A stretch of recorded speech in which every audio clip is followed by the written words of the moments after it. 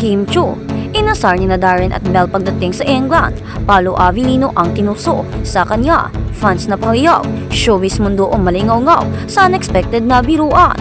Isang nakakatuwang eksena ang naganap nang dumating sina Kim Chiu at Darren Espanto at Bill Mariano sa England para sa isang espesyal na proyekto at fun event. Ngunit higit pa ako sa kanilang official agenda ang pumukaw ng atensyon ng mga netizens. Ang masayang biruan ni Darren at Belle na nauwi sa pang-aasar kay Kim tungkol sa kanyang leading man at rumored partner na si Paolo Avellino. Ang pagdating sa England ayon sa mga ulat, dumating ang grupo sa Heathrow Airport kung saan sinalubong sila ng ilang Pinoy fans.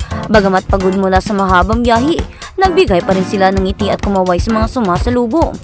Ngunit agad na napansin ng tila masayang banter ng tatlo habang sila ay naglalakad palabas ng arrival area. Isang fun video ang nagpakita kung paano paulit-ulit na tinusokso ni na Darren at Belle si Kim na tila naging center ng atensyon dahil kay Paolo Avellino. Si Paolo ba ang hinahanap mo? Sa naturang video, maririnig si Darren na nagbiro. Ate Kim, si Kuya Paolo ba talaga ang hinahanap mo dito sa England? Sinabayan naman ito ni Belle ng tawa at dagdag na asar. Oo nga, baka may surprise nga si Paolo dito, Ate Kim. Napatawa na lang si Kim ngunit halatang nag-blush at umiwas sa camera. Ang reaksyon niyang ito ang lalo pang nagpasaya sa mga fans na naroon. Netizens kinilig at natawa sa loob ng ilang oras. Kumalat ang video clip sa Twitter at TikTok na agad naging viral. Umabot sa libo-libong views at shares at nag-trending pa ang hashtag na #KimPao in England at #DarrenBelleAsar kay Kim. Maraming netizens ang nagsasabing kinilig sila sa natural na chemistry ni na Kim at Paolo kahit wala si Paolo sa eksena. Isang tweet ang nagsabi, "Grabe si Darren at Belle, Wengman goals." Sila na mismo ang nagpapaalala kay Kim about Paolo. May isa pang fan na nagkomento, "Hindi na nga kami makaget over sa Kimpao moment sa teleserye. Tapos ngayon pati sa England pinapainit ang kilig."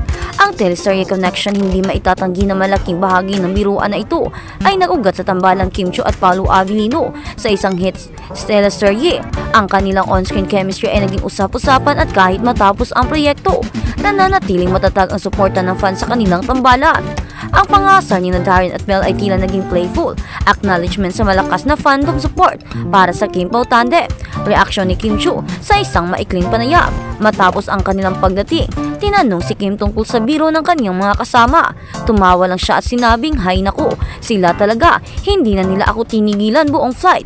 Pero okay lang, masaya naman." Hindi niya direksang binanggit ang pangalan ni Paolo. Ngunit ang kanyang pag-iwas ay lalong lamang nagdagdag ng kilig sa mga fans. Darren at Belle partners in crime. Para sa mga maraming netizens, ang pagiging makulit ni na Darren at Belle ay nagpapakita ng kanilang closeness kay Kim.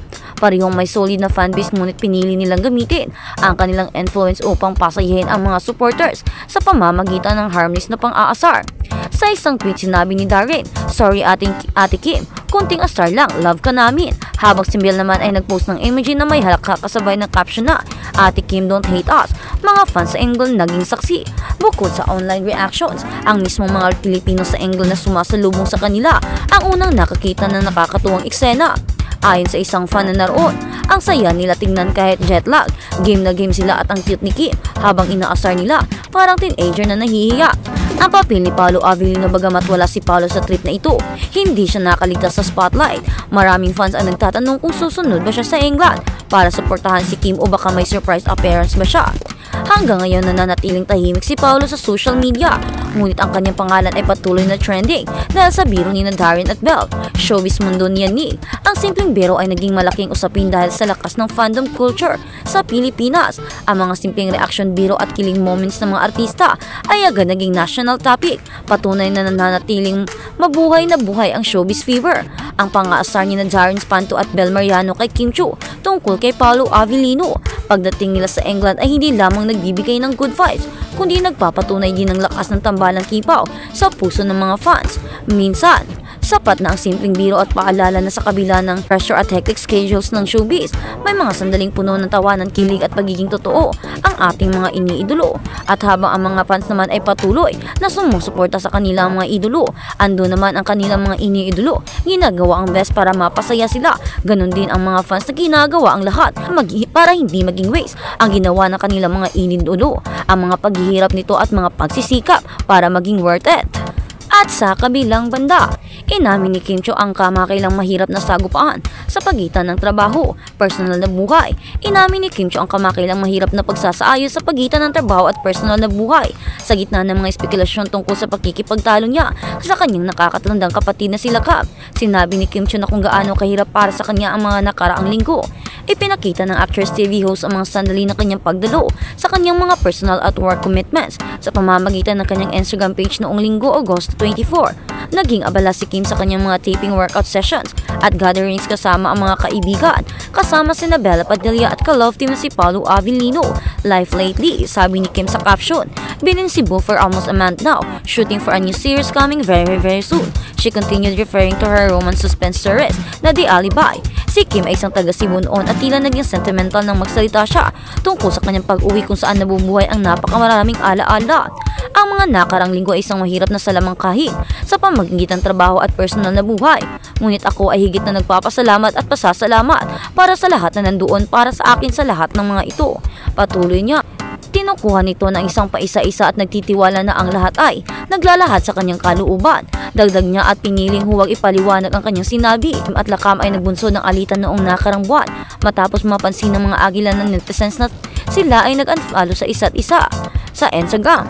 Ipinanto din ng ilang fans ang naunang mga post ng actress tungkol sa pangangailangan ng ilang sandali para huminga. Ang magkapatid na babae ay hindi pa nagkomento sa publiko sa bagay na ito habang sinusulat ang mga isyong ito. Pero marami ang mga haka-haka na ganoon nga raw. Nagkaroon ng alitan sina Kim Cho at ang kanyang kapatid na sila Kap.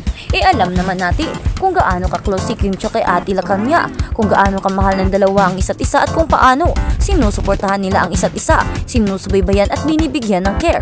Kung ano ang ginagawa ng isa, andun sila para suportahan ito. Pero dahil nga sa nangyari, nakita ng mga netizens ngayong mga isyong ang lumalabas noon at nasabi na natin doon nakaraang araw na nag-unfollowhan ang dalawa pero sa ngayon ay okay na raw dahil biglang finalo na naman nila ulit ang isa-isa. Pero hindi yun nakatakas sa mga madla, sa mga agilang mga mata. Mag-isip na merong naging alitan in between sa kanila at syempre pumunta din si Direk Lauren at ganun din si Paolo Avellino, diba? Binisita siya doon, andun ang kaniyang leading man, hindi siya iniwan andun sa kanyang tabi at sinasabi pang nakitira din sa kanyang kondom pansamantala.